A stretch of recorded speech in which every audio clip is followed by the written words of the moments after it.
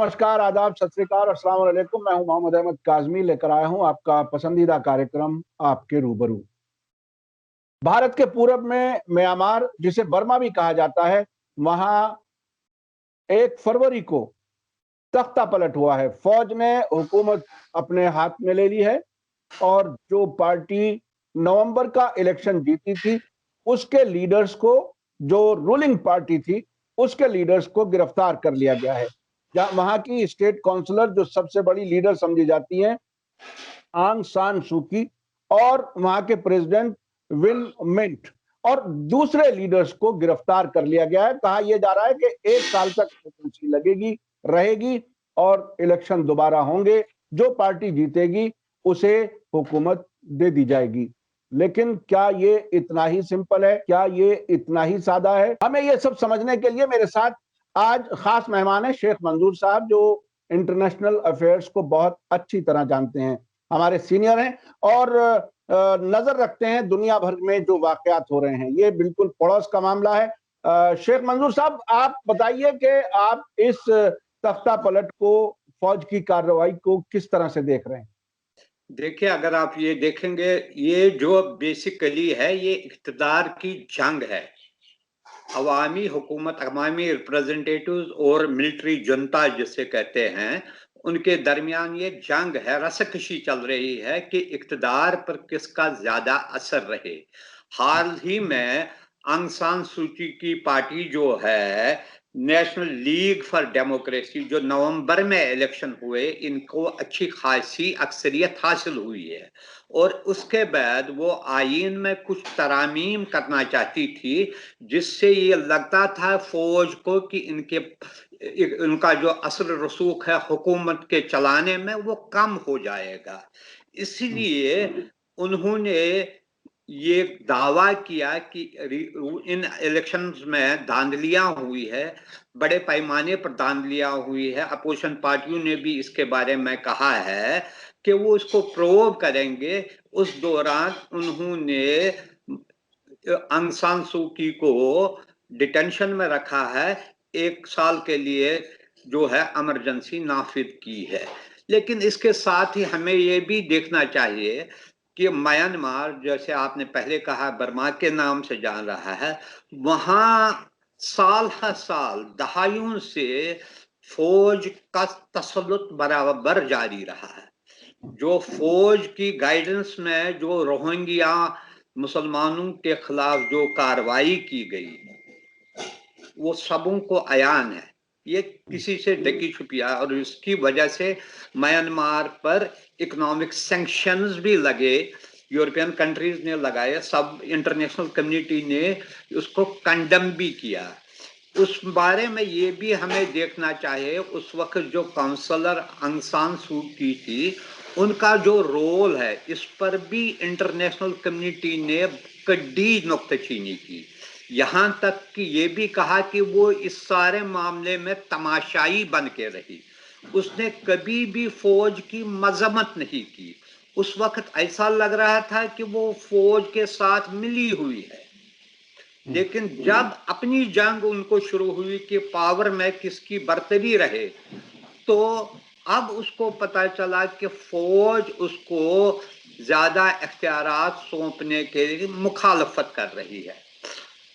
हमने हमेशा ये देखा है, जहां भी फौजी हुकूमत कायम होती है, वहां इंसानी हुकूक की पामाली होती है। इसके अलावा जमहूरियत के जो सारे इदारे हैं, उनको ख़त्म किया जा रहा है। इसमें प्रेस की आज़ादी भी शामिल है और अदलिया का जो रोल होता है वो भी सलब होता है। अगर हम फौजी डिक्टेटर्स की बात करें, तो चाहे वो बांग्लादेश में है, पाकिस्तान में है, इराक में रहा, यमन में रहा, लीबिया में रहा, या मिस्र में रहा। मिस्र में आजकल के जो सदर है, उसने एक इलेक्टेड गवर्नमेंट जो थी मुर्सी की, मोहम्मद मुर्सी की, उसको पलट लिया और वो कैद खाने की जिंदगी में ही वो दम तोड़ पड़ा। वहां भी अपोजिशन को सल्ब किया गया। ये जो फौजी हुकूमतें हैं, ये जमहूरियत के खिलाफ होती है। और उनकी हर एक एक्शन जो ये होती है वो आजादी राय जो होती है उसको कभी भी बढ़ने नहीं देते हैं, पनपने नहीं देते हैं। अच्छा, ये बताइए शेख मंजूर साहब कि क्या इसमें कोई चाइना का कोई एंगल है, कोई पड़ोसी मुल्कों का कोई ऐसा इन्वॉल्वमेंट है जो फौज को हिम्मत बनाते हो, सपोर्ट करते हो, या ये कंप्लीटली इंडिजिनस है? क्या ये बिल्कुल अंदरूनी मामला ही है? क्या कुछ आप इसमें देखते हैं? देखिए, मैं इस वक्त इसके बारे में कुछ कहना कबल वक्त होगा, लेकिन ये है कि चाइना ने वहां पर जो म्यांमार में अच्छी खासी इन्वेस्टमेंट की है। उनकी इन्वेस्टमेंट में है ऑयल एंड नेचुरल गैस के एक्सप्लोरेशन में उन्होंने बहुत उनको यानी कि फाइनेंशियल असिस्टेंस भी दी है इस मुल्क में। लेकिन मुझे ये इसमें सबसे ज्यादा रोल ये लग रहा था कि आंग सान सू की जो है वो इस वक्त ये कोशिश कर रही थी कि फौज का जो इन्फ्लुएंस है वो कम हो जाए ताकि उसका जो पावर बढ़ जाए। पिछले 5-6 सालों के दौरान जो उसकी हुकूमत में रही उसमें उनका इतना अमल और दखल नहीं रहा है, उनका रोल एक लिमिटेड रहा है। जो भी इंटरनल पॉलिसीज थी, चाहे इसमें रोहिंग्या मुसलमानों का मसला है, उसमें ज्यादा रोल फौज का रहा है। ये सिर्फ एक पॉलिटिकल जो था फसाड था, यानी कि एक ये दिखाई दे रहा था ये जमहूरियत आ रही, लेकिन उसमें इतना नहीं था, जमहूरियत का इतना अमल दखल नहीं था जितना कि फौज का था। हो सकता है कि ऐसा कुछ हो, लेकिन कि चीन का इसमें कोई अमल दखल, इसीलिए अगर आपने देखा कि हिंदुस्तान ने इस मसले पर इसका कंडेमनेशन की है और ये भी कहा है कि जमहूरियत को जल्द अज जल्द बहाल किया जाए। मैडम सू की जो है उसको इंडिया के साथ अच्छे ताल्लुकात रहे हैं और कई बार वो इंडिया में भी उसका यानी कि अच्छा खासा सपोर्ट रहा है। हालांकि इंडिया ने जब उनके खिलाफ एक्शन लेने की बात हुई रोहिंग्या मुसलमानों के बारे में, इंडिया ने बार बार ये कहा, उन पर सैंक्शंस की अपोजिशन भी की और ये भी उसके कंडेमनेशन भी नहीं की उस मसले पर। लेकिन एक रिलेशन बनी हुई थी उनके, उसमें हो सकता है किसी तरीके से उनका भी अमल दखल रहा हो। ज्यादा मुझे लगता है इसमें 90% यही है कि ये दो अदारों के दरमियान इक़्तिदार की रस्साकशी है। अच्छा, इसमें एक बात और समझने की है, वो ये कि अमेरिका ने और कई मुल्कों ने इसको कंडम किया है। ये कहा है कि फौज को चाहिए कि वापस हुकूमत, सिविलियन हुकूमत को वापस दे दे। लेकिन वही अमेरिका, जैसे कि आपने जिक्र किया, मिस्र में जो अब्दुल फत्ताह अल सीसी हैं वो खुद फौजी सरबराह हैं, उन्होंने कू किया मुर्सी, मोहम्मद मुर्सी के खिलाफ। तो वो वहां क्यों डिमांड नहीं उठती? आखिर वहां क्या क्या ये दोहरा रवैया नहीं है? आपको क्या लगता है? देखिए, ये एक कहावत है, तेरा गया मेरा, मेरा गया हूं। ये इसका मतलब ये है, if I am ally of big power, B it America और सम अदर कंट्री, तो उस वक्त जो हराम भी है हलाल हो जाता है। इस मामले में हमने पाकिस्तान के बारे में भी देखा है, जब तक वो अमेरिका का एलाई रहा है कभी भी उन्होंने फौजी हुकूमत की मुखालफत नहीं की। यही मसला है कि इजिप्ट जो है मिडल ईस्ट में यूएस का सबसे बड़ा एलाई है। इससे पहले हुस्नि मुबारक रहे हैं और कभी भी माइनरली कभी कभी वो उठाते हैं इंसानी हुकूकों की खिलाफ वर्जी के बारे में, वो वॉइस रेज करते हैं, लेकिन उसमें वो दम नहीं होता है। हालांकि यही अमेरिका उनको फौजी इमदाद भी देती है, फौजी इमदाद भी देती है, फाइनेंशियल असिस्टेंस भी देती है और ये भी कहती है कि फौजी हुकूमत हमें पसंद नहीं है। बस ये एक लिप सर्विस तक ही कायम है। ये हमने कई बार देखा, ऐसी चीजें तज़कोल में जो है तजाद रहता है बड़े बड़े कंट्रीज में।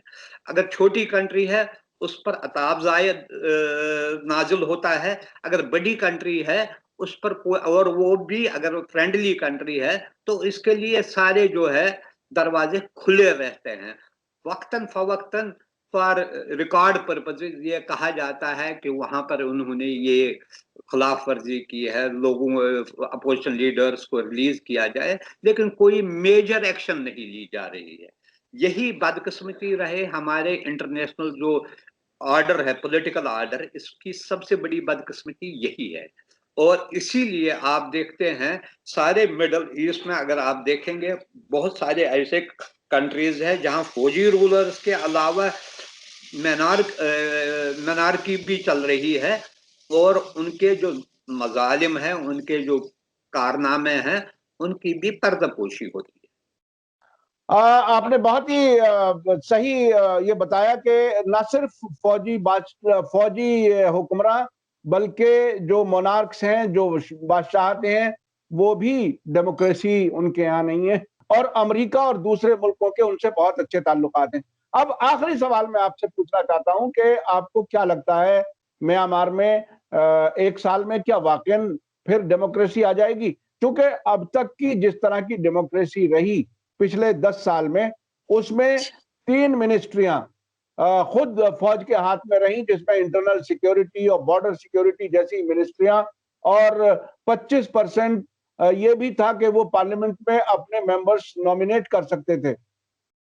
अब जबकि आप बता रहे हैं कि वहां कॉन्स्टिट्यूशन में अमेंडमेंट लाने वाली थी आंग सान सू की, क्या आपको डेमोक्रेसी दोबारा आती हुई 1 साल में नजर आती है? अभी हालांकि बहुत जल्दी है, लेकिन आपका क्या था?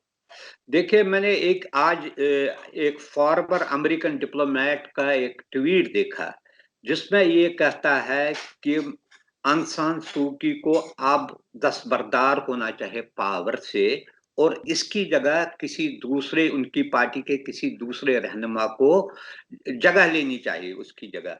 दूसरी बात यह है, उसका दौर भी चाहे वो रहा है जो उसने शेयर किया पावर मिलिट्री जुंता के साथ, वो कोई अच्छा नहीं रहा। जो इनसे एक्सपेक्टेशंस थे वो इतने अच्छे नहीं रहे, और जो तवक्कात थे कि जमहूरिया उस दौरान फलेगी फूलेगी और रूट्स लेगी, उसमें कोई बड़ी कामयाबी उनको भी नहीं मिली है।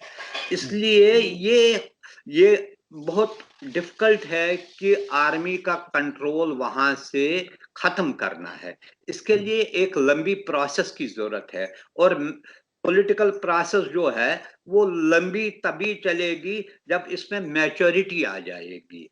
देखना यह है कि अगले साल के दौरान क्या इसको साइड लाइन किया जाएगा और नई लीडरशिप वहां उभरेगी, जो आर्मी के साथ एक मेल मिलाप करके कोई नया कॉन्स्टिट्यूशन, जहां पावर शेयरिंग, आसानी से आर्मी पावर से दस्तबरदार नहीं होगी।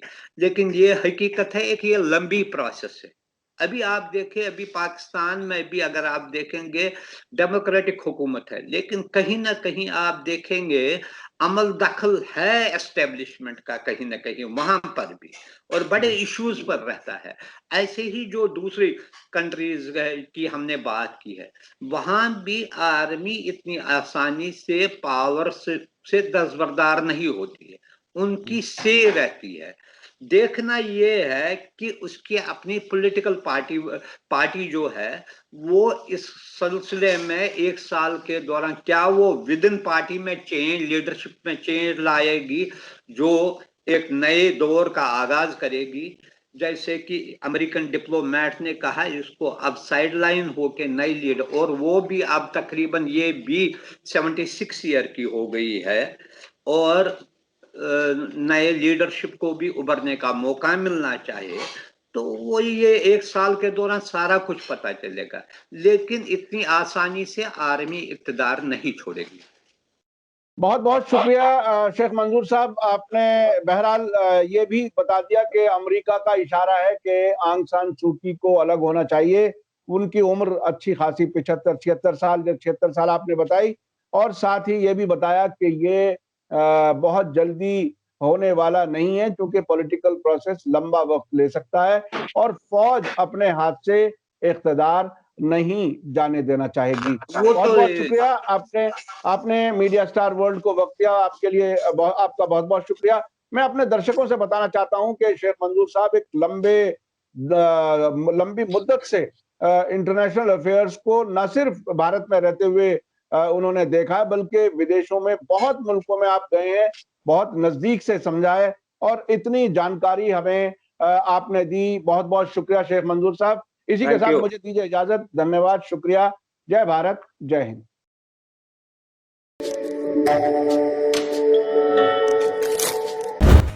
मीडिया स्टार वर्ल्ड के और वीडियो देखने के लिए हमारे चैनल को सब्सक्राइब करें और सीधे नोटिफिकेशन पाने के लिए बेल आइकन दबाएं। और अगर हमारी खबर सच्ची और अच्छी लगे तो अपने व्हाट्सएप, इंस्टाग्राम, फेसबुक और ट्विटर अकाउंट पर जरूर शेयर करें।